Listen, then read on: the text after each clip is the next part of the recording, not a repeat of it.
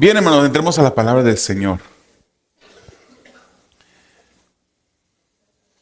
Les voy a invitar a que abran sus Biblias en el libro de Marcos, capítulo 14. Marcos, capítulo 14. Y esta mañana vamos a estar viendo un mensaje, hermanos, titulado La agonía aplastante del Hijo del Hombre.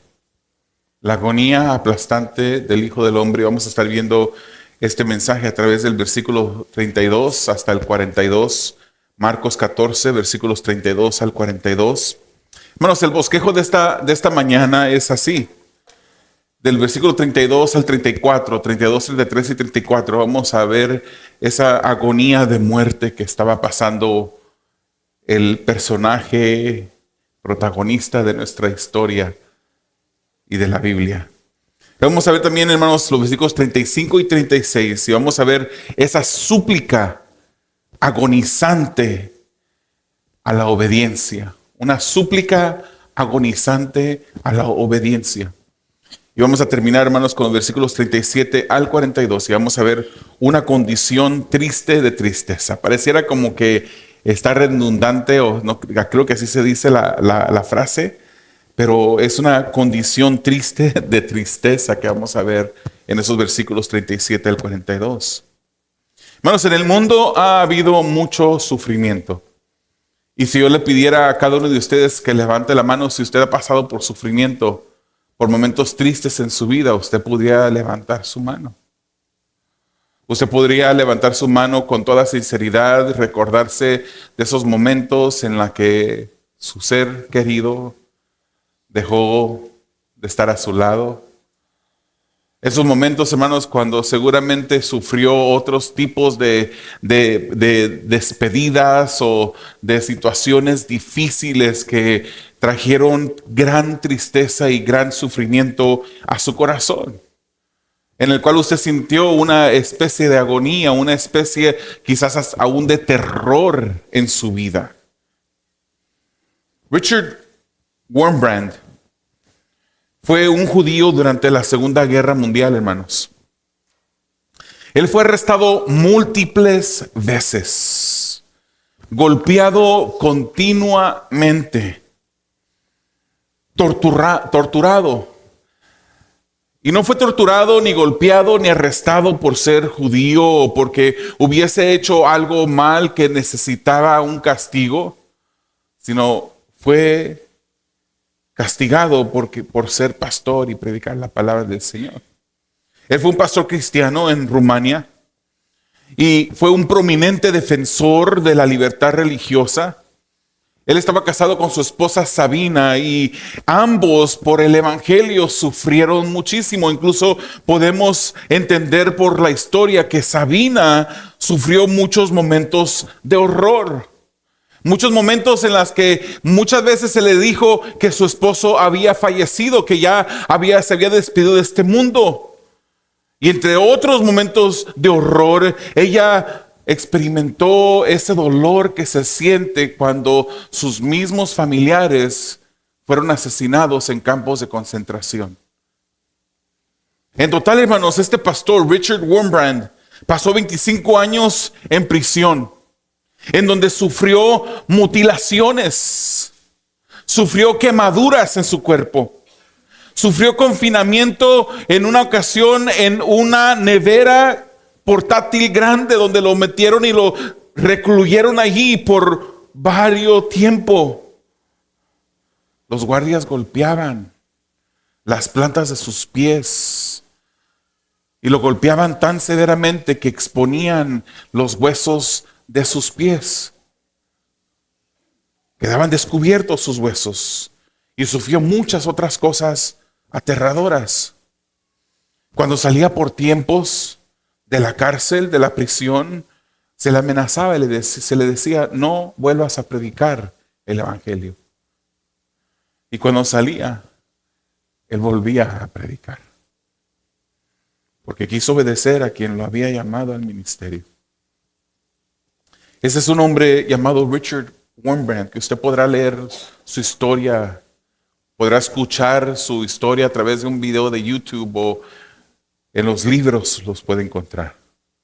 Fue un momento y una vida difícil, hermanos.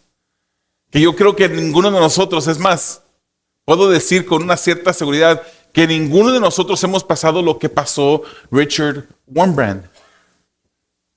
Pero hubo otro hombre. Hubo otro hombre al que nosotros conocemos como Jesús. Y uno de los títulos de Jesús es Hijo de Hombre. Y ese título de Hijo del Hombre apunta hacia la humanidad de Jesús. Jesús, hermanos, conocemos que fue verdaderamente hombre y verdaderamente Dios. Completamente hombre, completamente Dios, 100% hombre, 100% Dios. En su divinidad, hermanos, y en su humanidad, nadie, ni siquiera Richard Wurmbrand, se acercó al nivel de sufrimiento que sufrió nuestro Jesucristo. Nadie. Y en esta mañana, hermanos, nos disponemos a entrar en esos momentos de agonía que vamos a estar viendo a través de esas semanas siguientes. Y vamos a estar viendo, hermanos, cómo Jesucristo sufrió agonía por ti y por mí. Dice Marcos, que versículo 32 y 34, mientras que vemos el primer punto de este mensaje, una agonía de muerte. Dice, llegaron a un lugar que se llamaba Getsemaní. Y Jesús dijo a sus discípulos, siéntense aquí hasta que yo haya orado. Tomó con él a Pedro y a Jacobo y a Juan y comenzó a afligirse y a angustiarse mucho. Mi alma está afligida hasta el punto de la muerte, les dijo. Quédense aquí y velen. Hermanos, recordemos que ya para este tiempo, esos discípulos que habían comenzado con 12, había reducido el número a 11. Uno estaba haciendo los preparativos, terminando el contrato con los líderes religiosos para entregar a ese maestro. Jesús ya había establecido la cena del Señor. Él ya había identificado los símbolos del pan y del vino como su carne y su sangre. Ahora se acercaba el momento en que su cuerpo sería partido como se parte el pan y su sangre sería derramada en una cruz de Calvario. Jesús se disponía, hermanos, a ser obediente y cumplir lo que él mismo había identificado la cena del Señor, proclamar cuando nosotros practicamos la cena del Señor. Hermanos, los discípulos llegaron con Jesús a Getsemaní y el lugar donde se encontraba Getsemaní se encontraba al lado del monte de los olivos. Es interesante, hermanos, que este huerto se llamara así, Getsemaní. Hermanos, esta palabra es una palabra de origen arameo que significa prensa de aceite. Prensa de aceite. El lugar donde después de haberse cosechado los olivos se llevaban a esta prensa y bajo mucha presión con piedras pesadas se aplastaba esa fruta para extraer todo el aceite. Hermanos, Jesús les da el aviso que Él iba a orar y les piden que se quedaran en ese lugar mientras Él iba. Tomó a los discípulos que se conocen como los discípulos del círculo íntimo. No sabemos exactamente por qué Jesucristo los apartaba. No nos dice las Escrituras por qué apartaba a ese número de discípulos y a esos discípulos específicamente. Un dato que podríamos ver a través de la historia es que esos discípulos llegaron a ser líderes de los apóstoles. Dirigieron la iglesia después de que Jesús se fue y a lo mejor Él los apartaba para entrenarlos. No sabemos con toda seguridad. Pero lo que Jesús estaba sintiendo en este momento, Marcos nos dice que Él comenzó a afligirse y a angustiarse, hermanos. No sé cuántos en esta mañana hayan venido con una aflicción en su vida, con una angustia en su corazón. No sé. Pero yo le aseguro, hermanos, que la angustia que usted está sintiendo y la aflicción que usted pueda sentir humanamente nunca se va a comparar a la aflicción y la angustia que Jesucristo estaba sintiendo en este momento. Él empezó a afligirse. Y el escritor usa esa palabra ectambeo.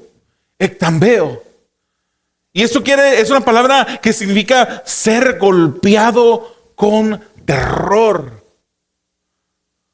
Ser golpeado con terror. Esto es lo que el Señor Jesucristo estaba sintiendo en este momento. Un golpeo, un golpe fuerte de terror. Y decía, se estaba angustiado mucho. Esa palabra es adeimoneo, adeimoneo. Y esta palabra quiere decir ser abatido con un gran peso. Ser aplastado por una prensa. Ahí es donde estaba Jesús, en el Getsemaní, con esa aflicción profunda en su ser. Y Marcos registra las palabras de Jesús donde él dice, mi alma está afligida. Y para esta palabra de aflicción que el Señor dijo, Marcos usa esa palabra perilupos.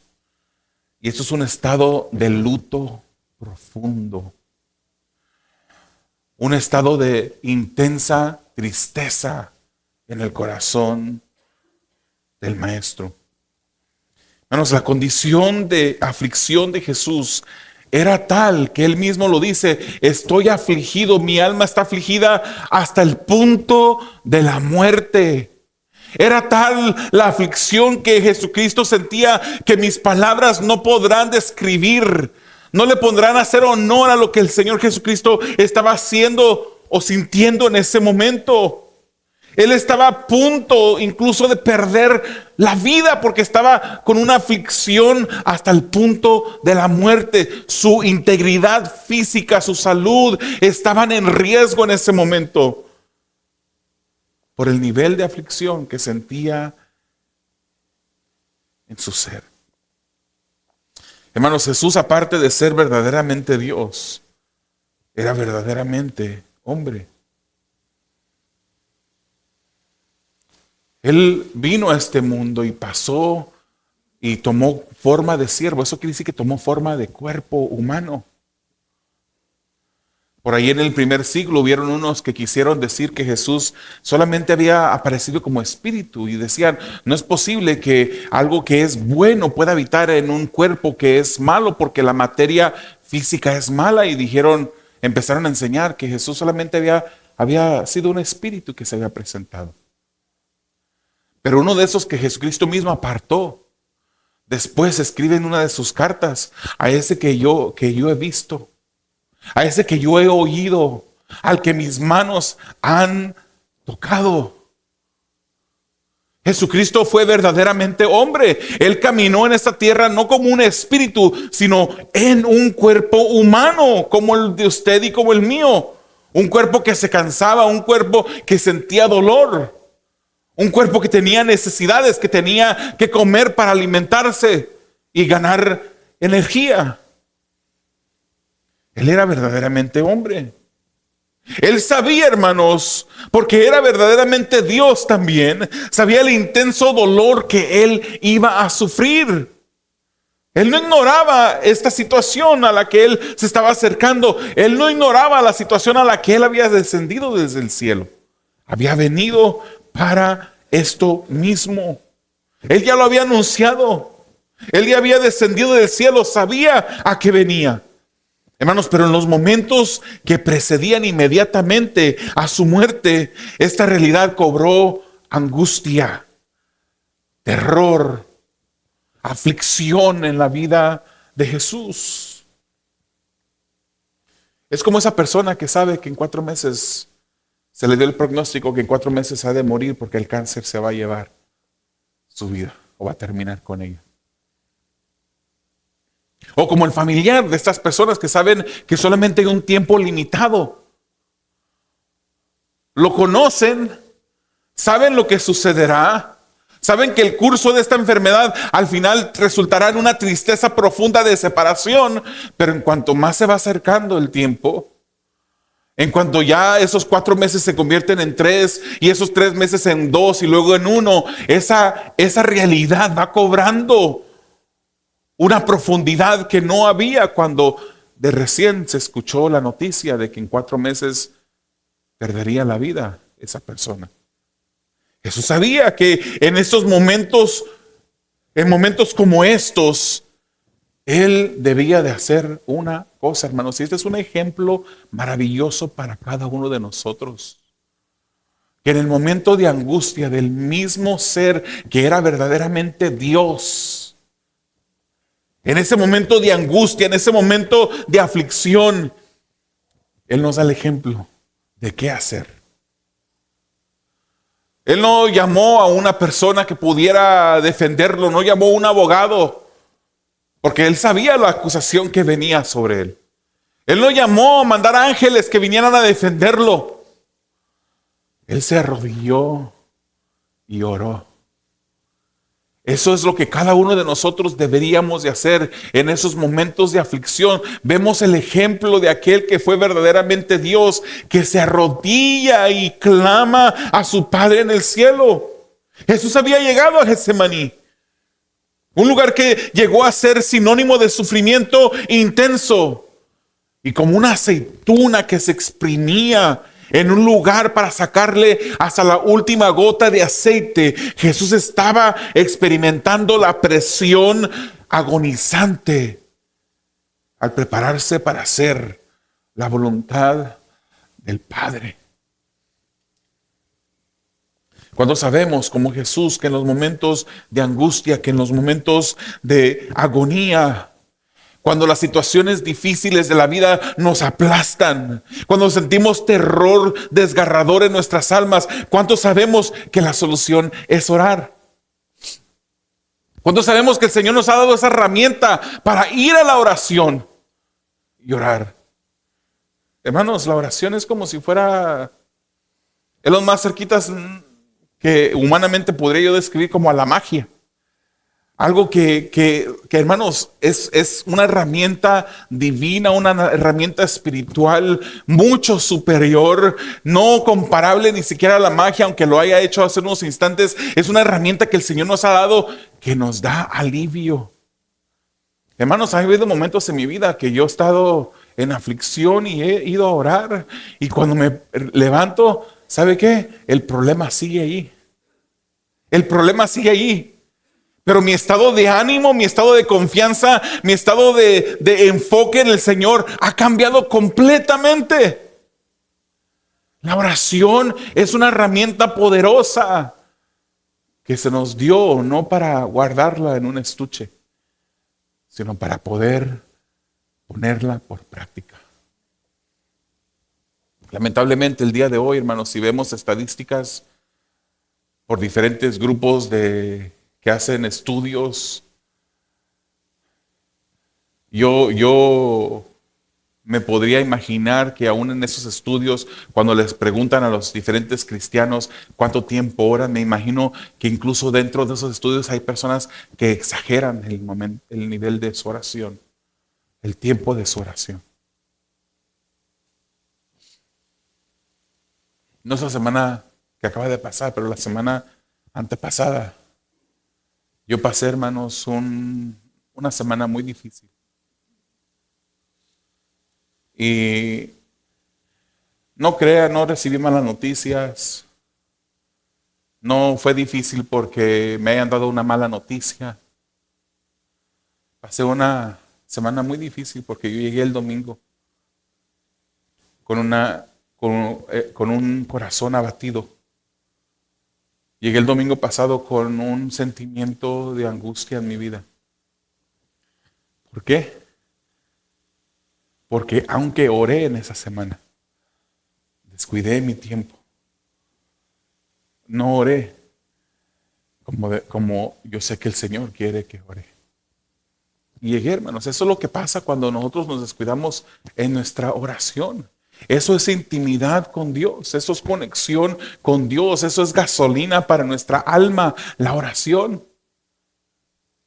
¿Cuántos cristianos el día de hoy se acercan a la vida y caminan y se levantan solamente caminando y echando hacia adelante con los puros humos de ese combustible que se llama la oración?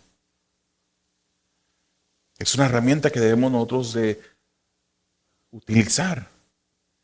Veamos los versículos 35 y 36. Una súplica agonizante a la obediencia. Dice así, adelantándose un poco, este es Jesús.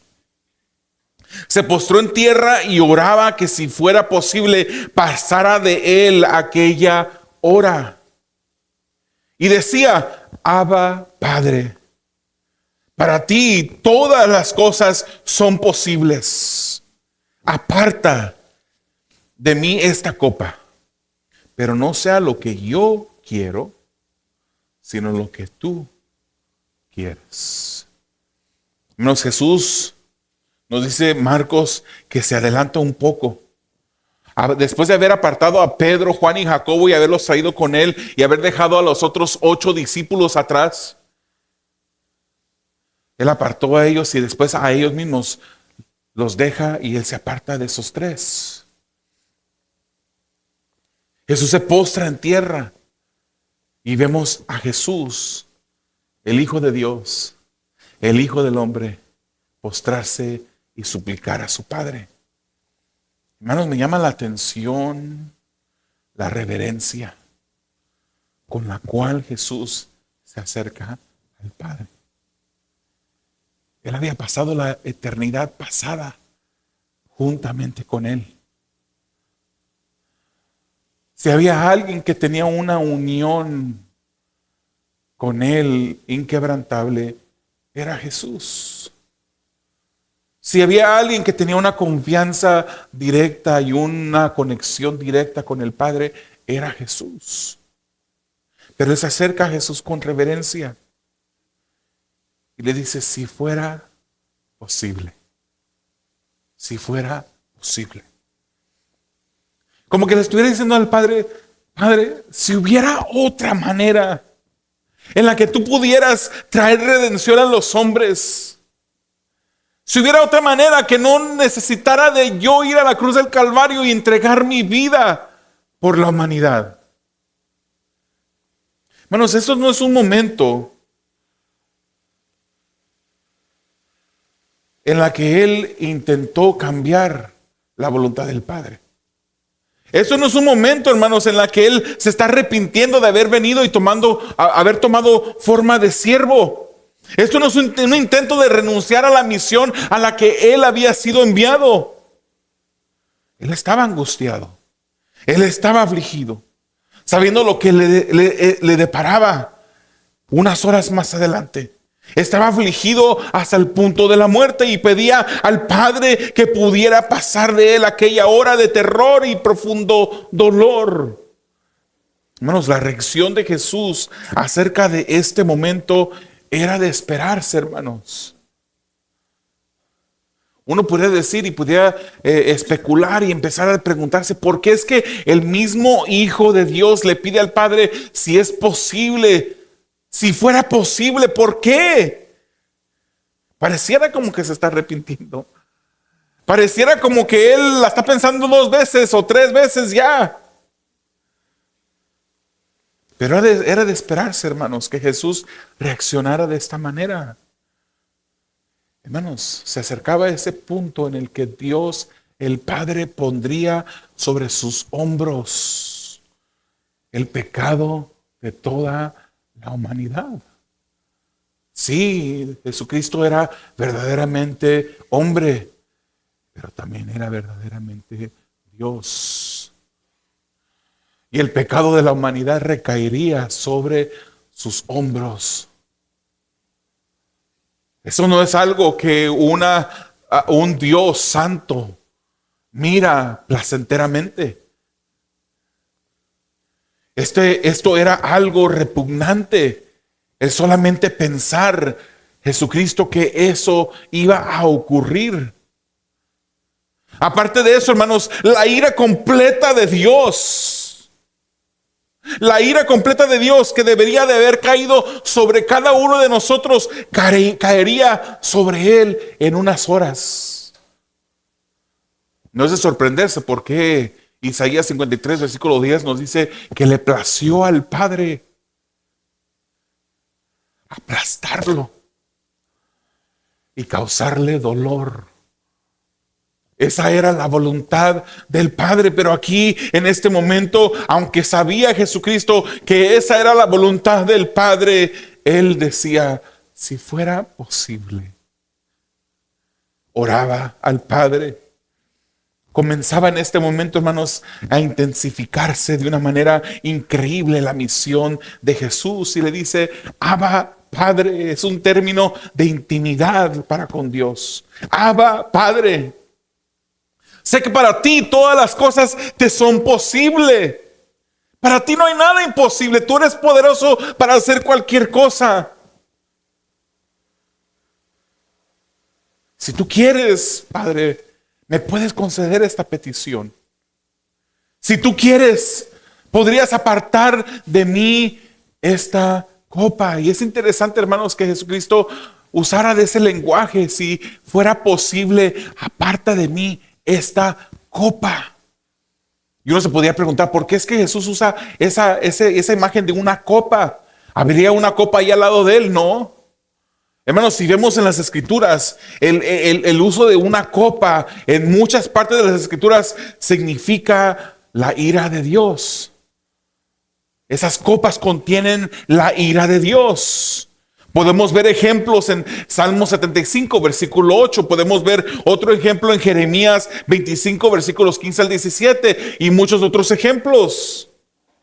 Un ejemplo más es Apocalipsis 14, 10, donde dice: Él también beberá del vino del furor de Dios que está preparado puro en la copa de su ira.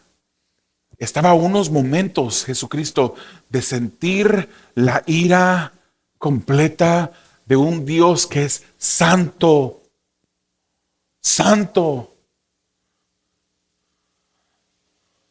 Si los clavos no lo hubieran sido la causa de su muerte, si él aún hubiese estado vivo y esa lanza hubiese sido encajada en su mismo ser, en su costado, si no hubiese sido lanzado esa lanza, la misma ira de Dios le hubiera quitado la vida al cuerpo humano de Jesús. Hermanos, Él bebería, Él sentiría, Él experimentaría el furor de la ira de Dios por los suyos, aquellos que Él conocía desde antes de nacer. Esos, usted y yo.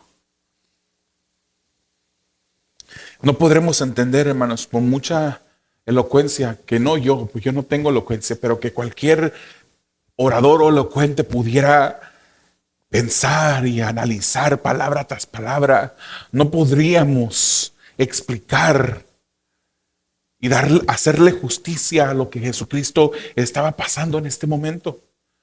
Estaba afligido hasta la muerte. Él suplicaba en agonía. Lucas nos dice, hermanos, que la condición de Jesús era tal que un ángel descendió del cielo para fortalecer a Jesús. Era tal el sufrimiento que estaba pasando en este momento que un ángel tuvo que fortalecerle. Jesús estaba en agonía, estaba orando con fervor, sudaba gruesas gotas de sangre. Hermanos, esto que el Señor Jesucristo estaba pasando estaba afectando su salud, de tal manera que Él estaba experimentando lo que hoy en día conocemos como hematridosis. Y hematridosis es la ruptura de los pequeños vasos sanguíneos cerca de las glándulas sudoríparas. Y esto lo causa un nivel extremo de angustia. Y la sangre se empieza a mezclar con el sudor. En este momento, hermanos, Jesucristo se Está ahí arrodillado delante del Padre, suplicándole. Pero no le reclama a su Padre. Su actitud no es una actitud de que empieza a decretar, que empieza a declarar. Su actitud es una actitud de completa sumisión a su Padre Celestial. Y él termina esta oración diciendo, pero no se haga mi voluntad, sino sea hecha tu voluntad. Hermanos, sabemos que Jesús oraba. Él acostumbraba a orar y en este momento cuando él está orando, por los versículos que siguen, podemos ver que él estaba orando en segmentos. Después de un tiempo, él regresó, después de una hora, regresa con sus discípulos. Los deja y vuelve a orar y dice los evangelistas que él volvía a pedir sobre lo mismo. Después de haber orado otra hora, él volvía con sus discípulos y los encontraba durmiendo y volvía a orar. Pero al final, aunque él insistió en su oración, hermanos, él descansó en su Padre. Él descansó en su Padre. Y con esto, hermanos, nos dio el ejemplo de cómo podemos confiar en la voluntad de Dios. Cómo podemos confiar en su sabiduría. Cómo podemos confiar en la soberanía del Dios que tiene nuestras vidas en el hueco de sus manos. ¿O usted cree que cuando ha pasado esos momentos de agonía en su vida, acaso Dios en ese momento pausó por un momento su soberanía? ¿Acaso perdió el control el Señor en ese momento de angustia y de dolor en la vida de usted? ¿Acaso en este momento Dios no estaba en control? Claro que estaba en control. Claro que Dios nunca pierde el control. Claro que su soberanía ha sido permanente y constante a través de toda la historia del hombre. Esta oración, hermanos, confirmaba que el Hijo y el Padre estaban alineados. La oración, hermanos, sabemos que no es una herramienta para alinear la voluntad del Padre con la voluntad de nosotros. Aunque muchas veces así la vemos. Empezamos a orar y empezamos a decirle al Señor, Señor, yo quiero que tú hagas esto. ¿Está mal pedirle a Dios? No, no está mal pedirle. Pero es a través de la oración, hermanos, que nosotros podemos lograr algo que es infinitamente mejor. Mucho mejor que Dios cambiara de planes y cambiara sus planes y los alineara con los nuestros. Infinitamente mejor es que nuestros planes sean alineados a los planes de Dios. Que nuestra voluntad llegue a tomar los tonos y los colores de Dios. Aunque en el futuro haya angustia. Aunque en el futuro haya enfermedad. Aunque en el futuro nos depara la misma muerte. Es mejor estar en la voluntad de Dios. Es mejor vivir unos segundos en su voluntad que tener la vida más larga de cualquier ser humano en esta tierra rebelándonos en su contra. Es mejor. Al final podemos ver cómo el Hijo y el Padre estaban perfectamente alineados. Porque Dios sabe mejor, hermanos. Quiero hacerle una pregunta a usted. ¿Usted cree que el Padre escuchó la oración del Hijo? Algunos de ustedes podrán decir, creo que no, porque si le estaba pidiendo que pasara de él esta copa y al final terminó en la cruz del Calvario, es que no lo escuchó. ¿Escuchó el Padre la petición del Hijo? Él ya lo había dicho en Juan capítulo 11, versículo 42. Jesucristo mismo dijo que su Padre siempre lo escuchaba. Que siempre lo escuchaba. ¿Escuchó el Padre la oración del Hijo? Sí. Sí la escuchó. Y sí la contestó. Al final, hermanos, el Padre hizo su voluntad. Y parte de la oración de Jesús sí fue, si fuera posible, aparta de mí esta copa, pero no se haga mi voluntad, sino sea hecha tu voluntad. Y era la voluntad del Padre aplastar al Hijo, como se aplastan las aceitunas en una prensa, y causarle a su Hijo mucho dolor. Era la voluntad del Padre derramar su ira sobre su Hijo para evitarle a usted y evitarme a mí ese castigo.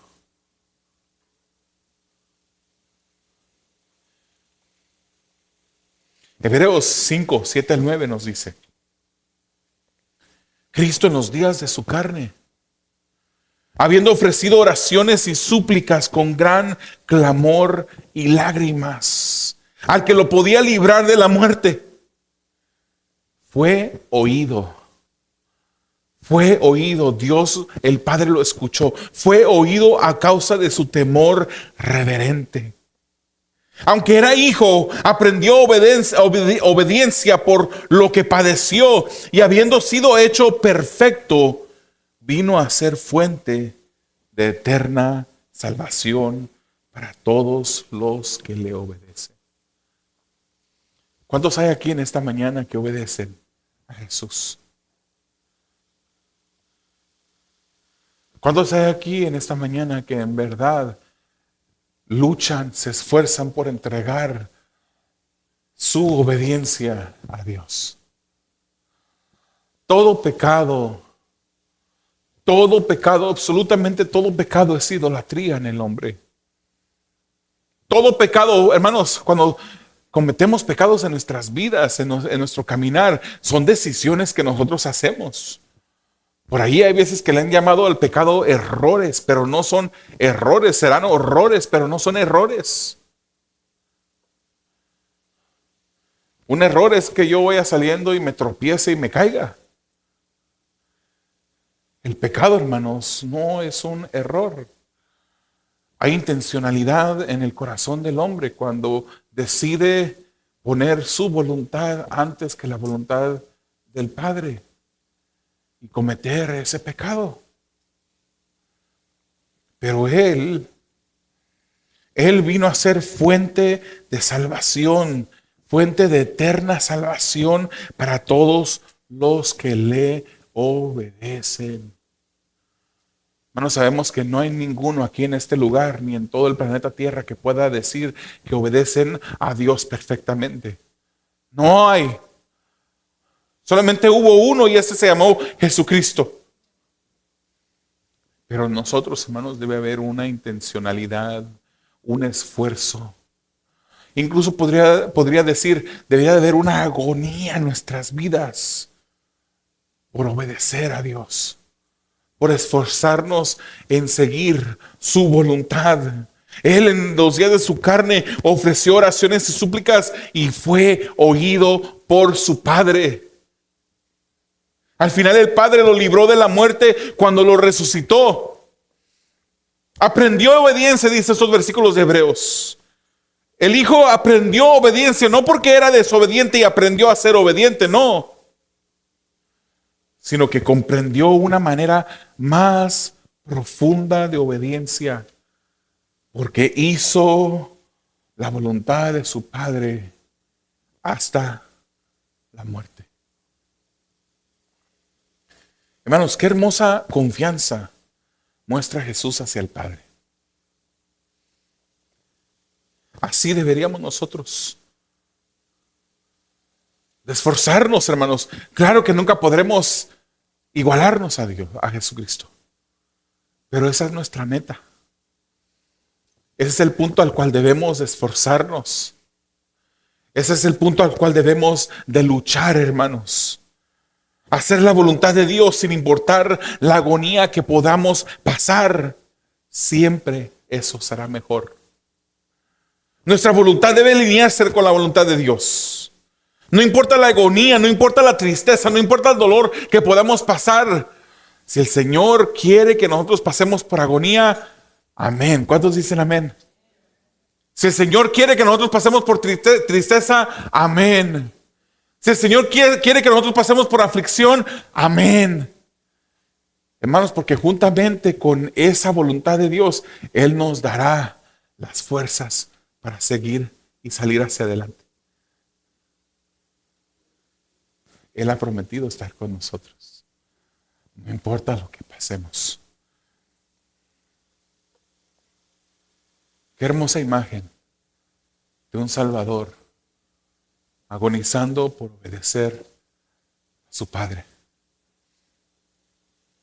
Ahora veremos un contraste, una condición triste de tristeza. Marcos 14:37 dice: Entonces Jesús vino y los halló durmiendo. Y dijo a Pedro: Simón. ¿Se recuerda cuando le decía a Pedro Simón? Jesucristo solía usar su nombre de Simón cuando quería llamarle la atención, ¿verdad? Simón, ¿duermes? ¿No pudiste velar ni por una hora? Velen y oren para que no entren en tentación. El espíritu está dispuesto, pero la carne es débil. Él se fue otra vez y oró diciendo las mismas palabras, volvió a repetir la oración. Obviamente, hermanos, en una hora, esto solamente fue una sinopsis de lo que el Señor Jesucristo oró. Él oró mucho más.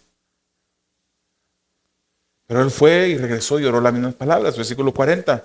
Y vino Jesús de nuevo y los halló durmiendo porque sus ojos estaban muy cargados de sueño y no sabían qué responder. Vino por tercera vez y les dijo: ¿todavía están durmiendo y descansando? Basta ya. Ha llegado la hora. Miren, el Hijo del Hombre es entregado en manos de los pecadores. Levántense, vámonos. Ya está cerca el que me entrega.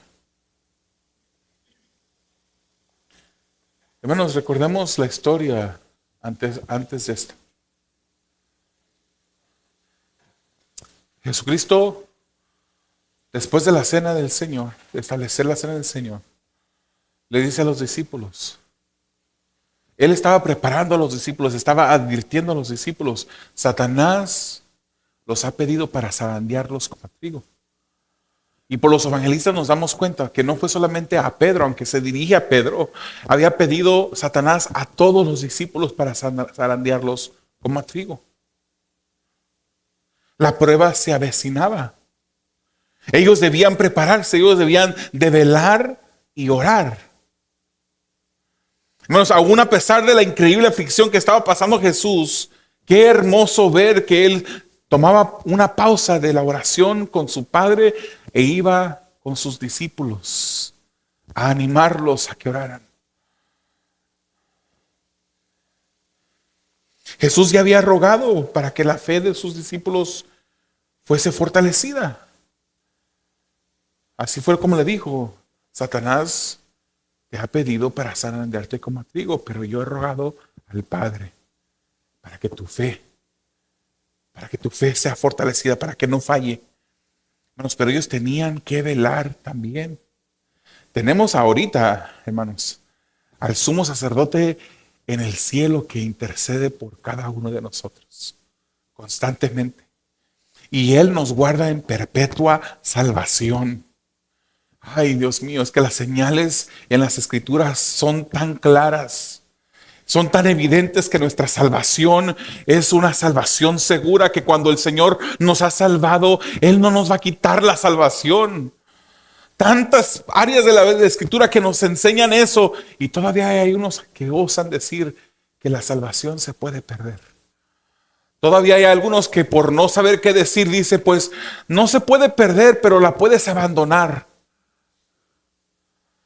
El que es salvo perseverará hasta el fin.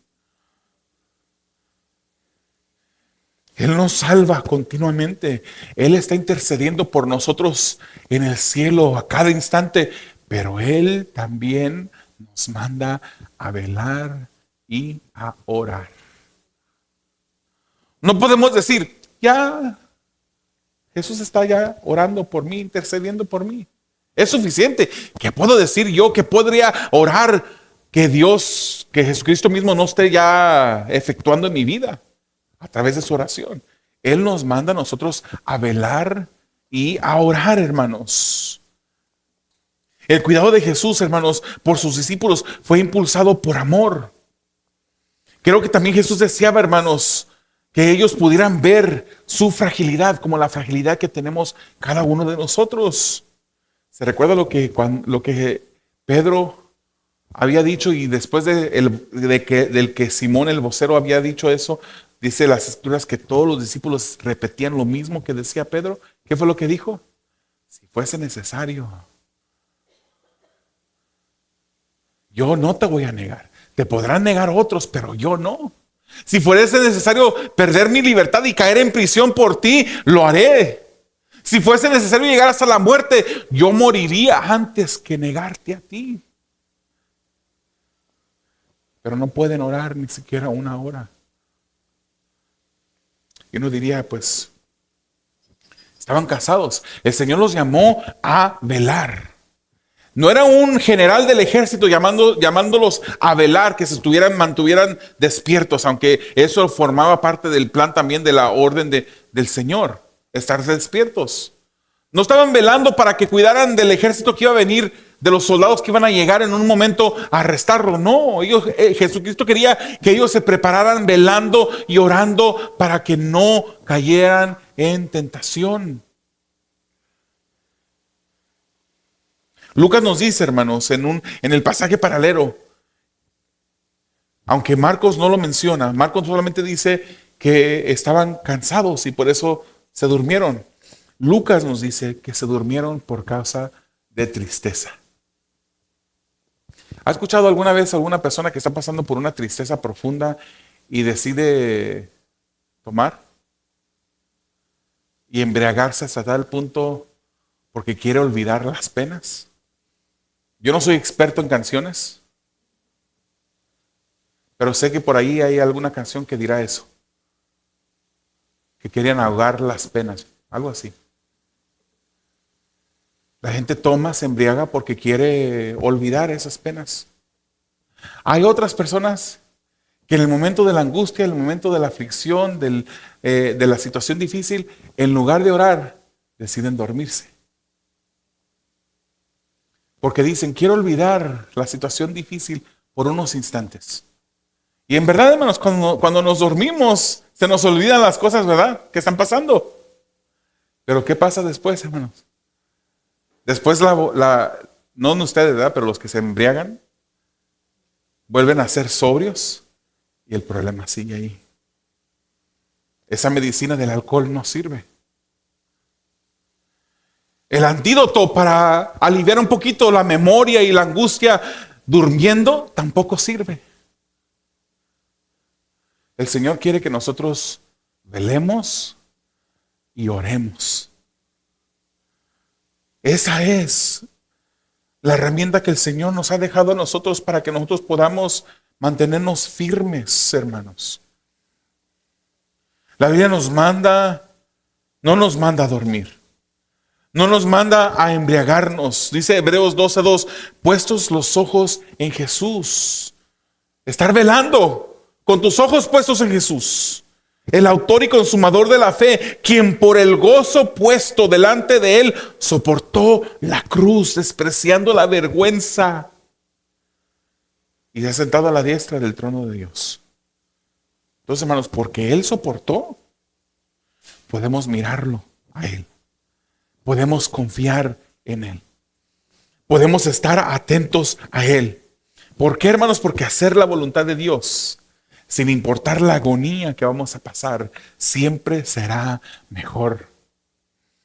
Es mejor traer las 2 blancas de la viuda en nuestros bolsillos, tener casi nada, pero tener a Jesús en nuestras vidas. que tener nuestras cuentas repletas de dinero y estar con rumbo al infierno.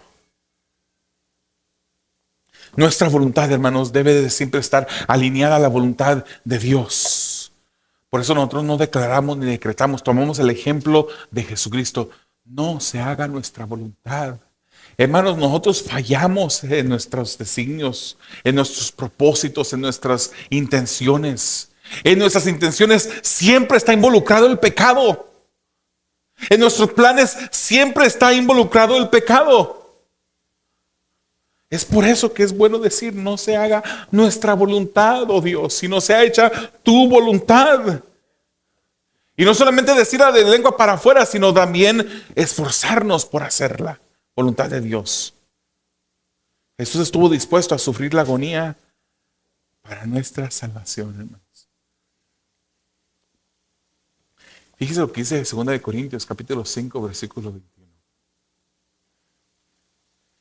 Al que no conoció pecado. Él no conoció pecado. Él no cometió ningún pecado. Fue tentado, dice las Escrituras, pero sin pecado. Al que no conoció pecado, lo hizo pecado por nosotros. Esto no es que Dios convirtió a Jesucristo, Dios el Padre convirtió a su Hijo en un pecador, no. Él no pecó, pero Él derramó la ira santa de Dios sobre su cuerpo, sobre su vida, cuando la carga del pecado cayó sobre Él. ¿Y para qué? Dice el versículo, para que fuéramos hechos justicia de Dios en Él. ¿Puedes tomar un momento para examinarte en este momento? ¿Puedes cerrar tus ojos, inclinar tu rostro? ¿Puedes examinar cómo estás viviendo para Dios? ¿Cómo te has entregado a Él? ¿Te has dado completamente a Él, hermano? Si somos sinceros, ninguno de nosotros podremos decir, sí, yo lo he entregado todo por Él. Yo lo obedezco perfectamente. No. Pero si somos hijos de Dios, hermanos, nuestra vida va a caminar mejor cada vez. Nuestras acciones se van a alinear mejor cada vez a la voluntad de Dios. Así que toma un momento en este segundo para buscar, orando, pidiéndole al Señor que haga su voluntad en tu vida. Que ningún nivel de aflicción, de dolor, de tristeza te hagan a ti quitar tus ojos de aquel que lo entregó todo por ti. Dice las Escrituras que ninguno que después de habiendo puesto sus manos en el arado y decide voltear atrás, no son dignos de Dios. Obviamente hemos hablado, hermanos, que la salvación no se puede perder. Obviamente hemos hablado que las Escrituras, y confirmado por las Escrituras, que Él nos guarda perfectamente en salvación.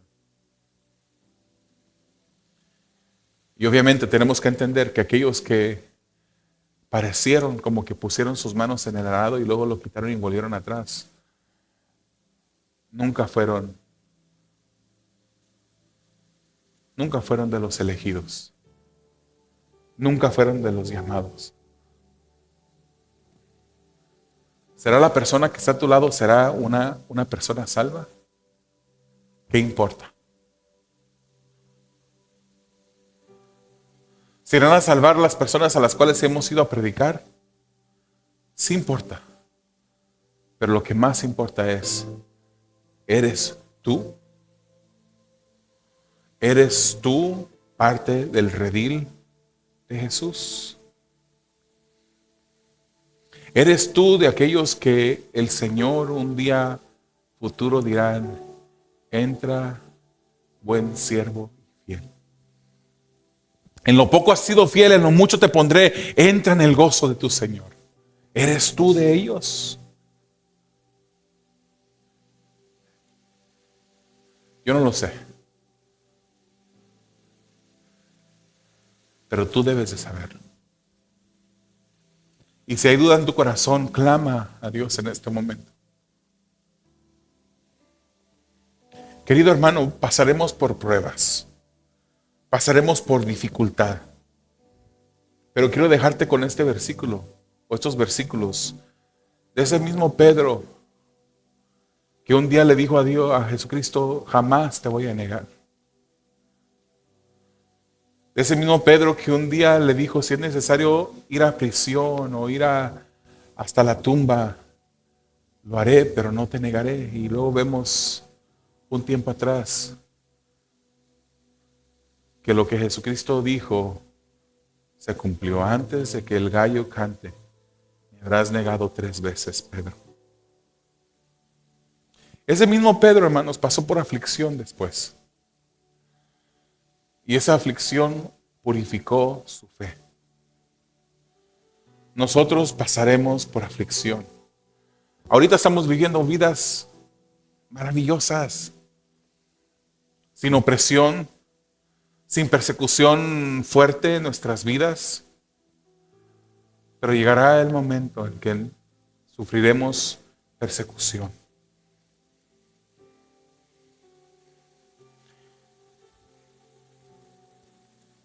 Vela y ora, nos dice el Señor. Vela y ora, para que cuando llegue la tentación puedas encontrarte firme en Él. Vela y ora.